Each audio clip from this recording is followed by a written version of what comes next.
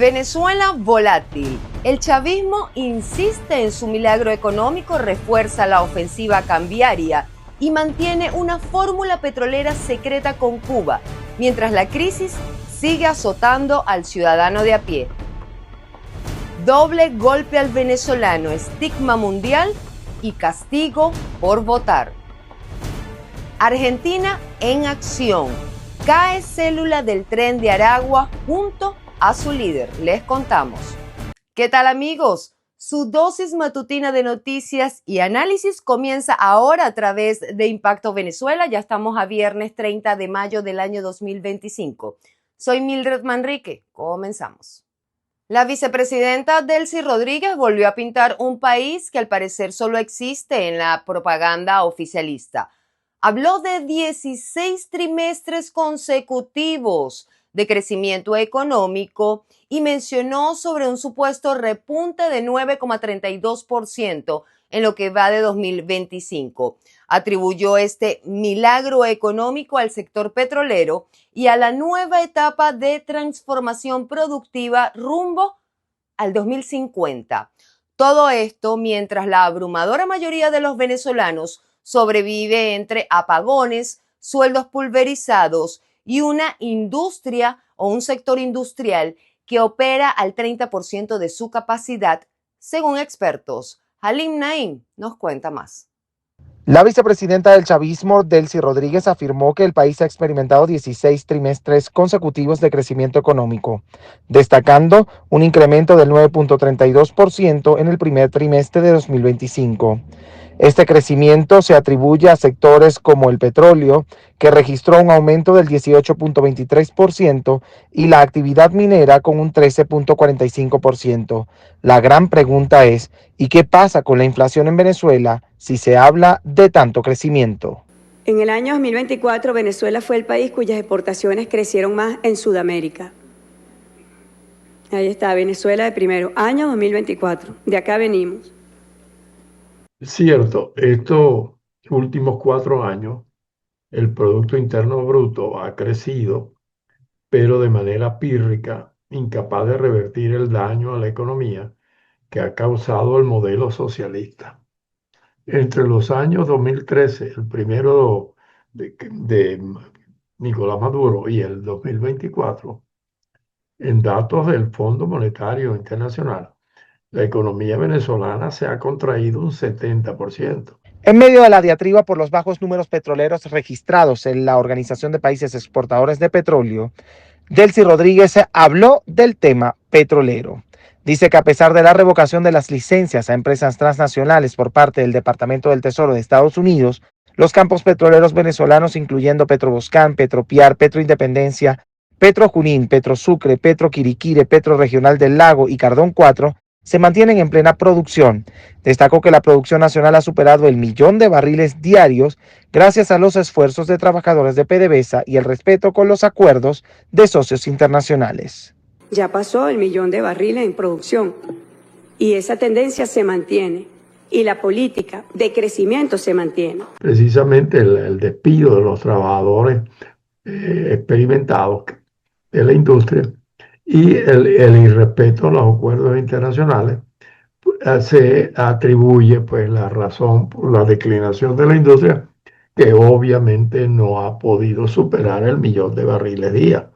Está en una situación definitivamente incapaz pues, de superar el daño, las malas prácticas, la corrupción, la intervención política del gobierno en todos estos años.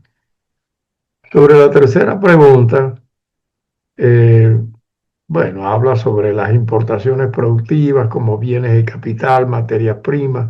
Rodríguez también enfatizó la necesidad de favorecer las importaciones productivas con bienes de capital y materias primas para impulsar la industria nacional y reducir la independencia de la renta petrolera. Señaló que los 13 motores productivos de la Agencia Económica Chavista deben estar integrados para diseñar políticas económicas que fortalezcan el aparato productivo del país. La gran pregunta de los venezolanos es, ¿cuál aparato productivo? Es la mayor destrucción del Producto Interno Bruto registrada en un país sin que haya mediado una guerra.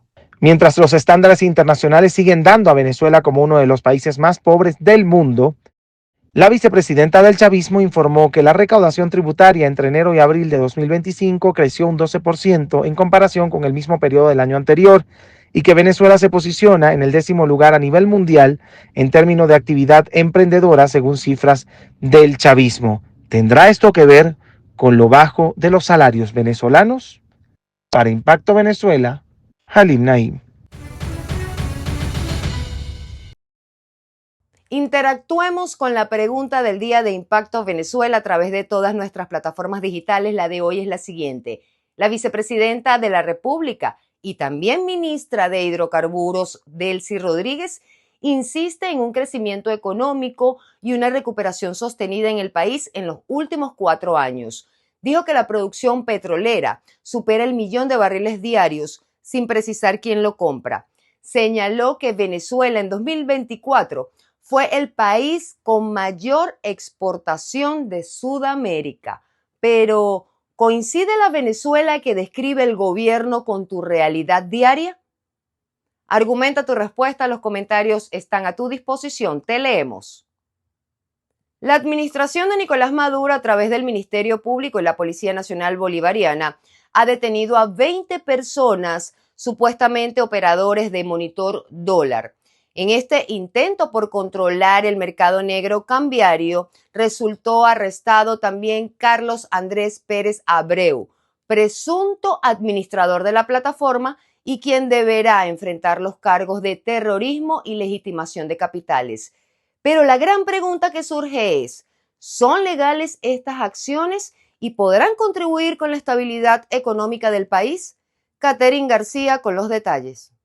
El gobierno venezolano detuvo al menos a 20 personas vinculadas a Monitor Dólar, una plataforma que publicaba las tasas del mercado paralelo. Entre los detenidos se encuentra su presunto administrador Carlos Andrés Pérez Abreu, quien enfrenta cargos de terrorismo, legitimación de capitales y oferta engañosa. Las autoridades aseguran que la difusión de precios no oficiales afecta la estabilidad económica. Nosotros venimos haciendo un trabajito desde hace días con estos que tienen plataformas para que decir, no, que el dólar vale no sé cuánto. Ya cayó la primera estructura. Van 20 detenidos. Una investigación como se deben hacer las cosas, mire, en silencio, sin atropellos de ninguna naturaleza. Nosotros los agarramos y los presentamos al Ministerio Público, los tribunales y que se encarguen de lo que tengan que encargarse. El Ministerio Público ha señalado que esta operación busca frenar la especulación cambiaria y garantizar el control sobre la información económica. Mientras el Banco Central de Venezuela mantiene una tasa oficial, plataformas como Monitor Dólar muestran cifras que reflejan la demanda de divisas en el país, generando discrepancias con la versión gubernamental. ¿Realmente es un delito publicar en redes sociales un estimado del precio del dólar paralelo basado en porcentajes de mesas cambiarias? Esto nos dice Manuel Sutherland. La detención de las personas que divulgan el resultado del arbitraje y de la compra y venta de dólares en un mercado no tienen absoluta y de ninguna forma responsabilidad en el arbitraje. Una página web no tiene la potencia para destruir una economía, ni para destruir un tipo de cambio, ni para destruir una moneda, sino las guerras serían simplemente crear Euro Today, Yuan Today o Peso Mexicano Today y destruir esas economías. Eso no tiene el más absoluto sentido y es un disparate. Estas acciones se pueden ver como un intento de censura o control sobre el acceso a datos económicos, en un contexto donde el mercado paralelo se ha vuelto una referencia clave para comerciantes y ciudadanos en una economía volátil. En todas partes del mundo donde hay un control de cambio rígido o un control de cambio velado o disimulado, siempre hay mercados informales donde se compra y se vende dólares o divisas, ¿no? Y siempre hay informaciones y personas que publican esos contenidos. Eso es completamente natural. Es absolutamente normal que se conozcan todos esos precios porque también hay gente que hace arbitraje comprando y vendiendo y gente que necesita comprar divisas en cualquier momento. Los teóricos de la guerra económica decían que la culpa de la crisis en Venezuela era de una paginita web que se llama Dollar Today. El caso de Monitor Dólar refleja la lucha entre el gobierno y las plataformas que publican tasas alternativas referentes a divisas. Mientras las autoridades defienden la necesidad de regular el mercado para evitar la especulación, el acceso a la información sobre el valor de la divisa sigue siendo un tema de debate en el país. Informo para ustedes, Catherine García, Somos Impacto Venezuela. Pasamos a revisar otras noticias de su interés en nuestra sección Impacto en 60 segundos. Quédense con nosotros. Fórmula secreta. Venezuela continúa como el principal proveedor de petróleo de Cuba. El presidente de Cuba, Miguel Díaz-Canel, reconoció que la isla sigue recibiendo petróleo venezolano gracias a una fórmula secreta que evade restricciones financieras y comerciales para evitar represalias. Al respecto, el ministro de Energía y Minas cubano, Vicente de la O. Levy, indicó que Venezuela sigue siendo el principal proveedor de crudo de la isla, aunque los envíos han disminuido debido a las sanciones. Ambas autoridades convergen en una de las características más importantes del recrudecimiento del bloqueo, que es la persecución financiera y energética. Guyana amenaza con deportar a venezolanos que participaron en elecciones del 25 de mayo. El vicepresidente de Guyana, Barrat Jadeo, calificó como un fracaso la recién elección organizada por Venezuela en el Esequibo.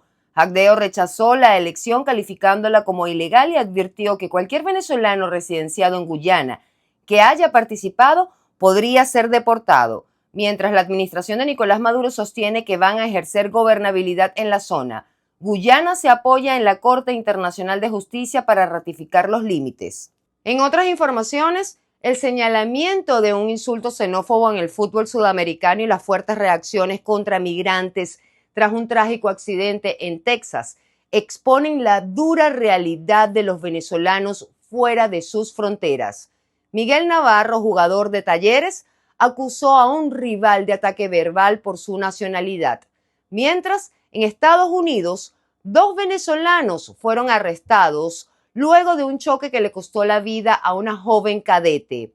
2 hechos distintos, un mismo trasfondo, el estigma que pesa sobre los venezolanos en el exterior. Génesis Pérez nos amplía.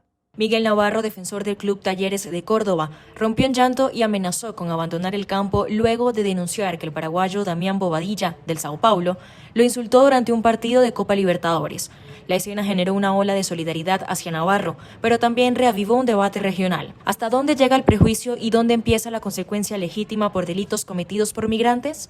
El estigma hacia los ciudadanos venezolanos no es solamente hacia aquellos que hicieron migración ilegal al país, que han tenido que llenar asentamientos de pobreza, porque muchos de ellos llegaron aquí en condiciones precarias, sino que además se estigmatiza como venezolano a la gente bien o de estratos medios o altos.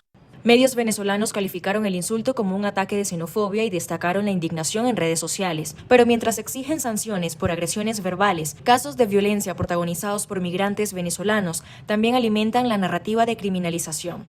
Este domingo en Texas, 2 venezolanos en situación irregular fueron detenidos por estar implicados en la muerte de Ava Moore, una joven de 18 años y aspirante a cadete de la Fuerza Aérea estadounidense.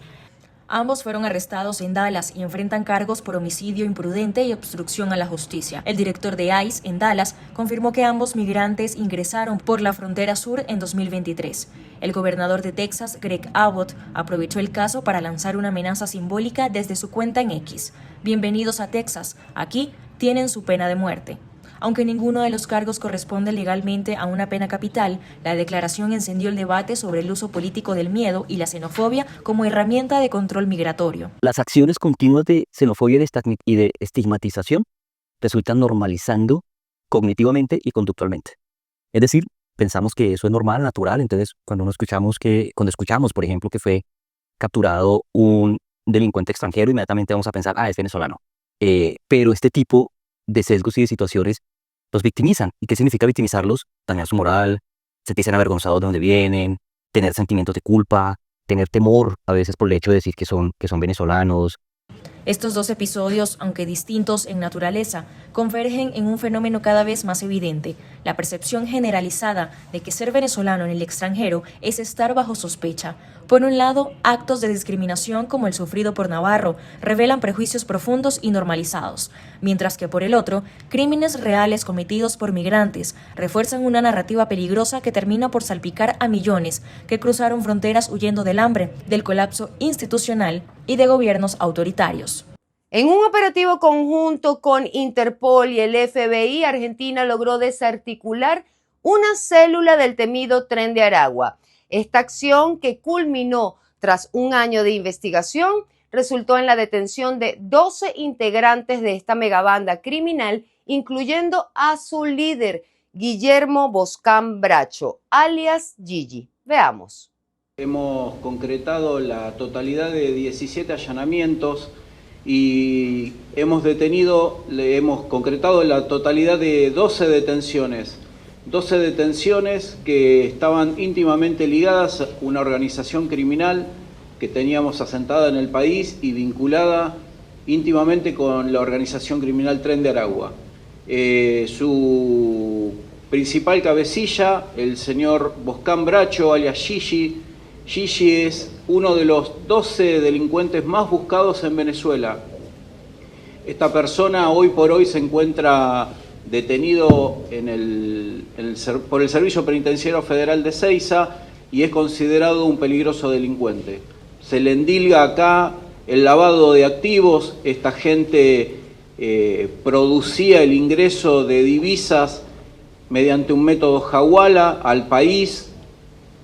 Esto mediante un local de Western Union ubicado acá en la capital federal, y el producto o el inicio de este dinero era proveniente de Venezuela, producto de extorsiones, robos y demás y otros delitos que se le acusan allá al país. Esa plata era girada e ingresada a nuestro país y acá blanqueada.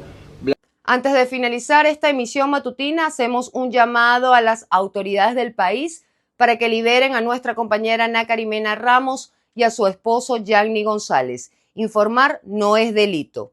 A toda nuestra audiencia, muchísimas gracias por la sintonía. Recuerden mantenerse actualizados a través de www.impactovenezuela.com y @ImpactoVE en redes sociales. No olviden además suscribirse a nuestro canal de YouTube, activar las notificaciones, compartir y por supuesto comentar. Que tengan un excelente fin de semana, atentos a nuestra programación especial.